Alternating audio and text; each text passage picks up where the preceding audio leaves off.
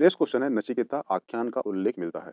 तो ध्यान रखना, जो नचिकेता हुए हैं एक ब्राह्मण के पुत्र थे और ये ब्राह्मण जो थे इनके पिता एक बार दान कर रहे थे, पर दान वो वस्तु कर रहे थे जो वस्तु का उपयोग नहीं है।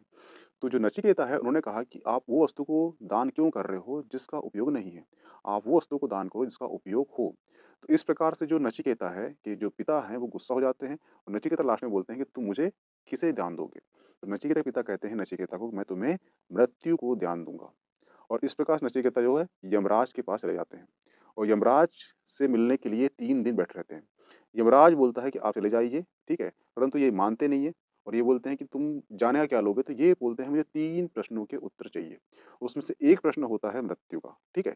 और जो यमराज है, यमराज नचिकेता को मृत्यु का जो व्याख्या देते हैं कि मृत्यु क्या है? तो यहाँ पर जो है यमराज जो है आत्मा के बारे में उल्लेख करते हैं और यमराज जो यहाँ पर आत्मा के बारे में उल्लेख करते हैं वही सेम उल्लेख गीता में गीता में श्री कृष्ण करते हैं, ठीक है? तो गीता में श्री कृष्ण ने क्या बोले हैं आत्मा को? आत्मा को बोले हैं परमात्मा और यहाँ पर भी क्या बोला गया आत्मा को? परमात्मा बोला गया है, ठीक है? क्या बोला गया है? आत्मा। परमात्मा का मतलब होता है कि ऐसी आत्मा इस जिसके ऊपर कोई भी अज्ञान का आवरण ना हो, उसे कहते हैं परमात्मा। हुआ क्लियर? ठीक है? और यही क्वेश्चन अभी वर्तमान में मध्य प्रदेश सेट हुआ था, ठीक है? सेट हुआ था, वहाँ क्वेश्चन पूछ लिया था कि जो कंठोपनिषद है, कंठोपनिषद में आत्मा को क्या कहा गया है? तो आत्मा को क्या कहा गया है? आत्मा को कहा गया है परमात्मा कहा गया है कंठोपनिषद में। हुआ क्लियर?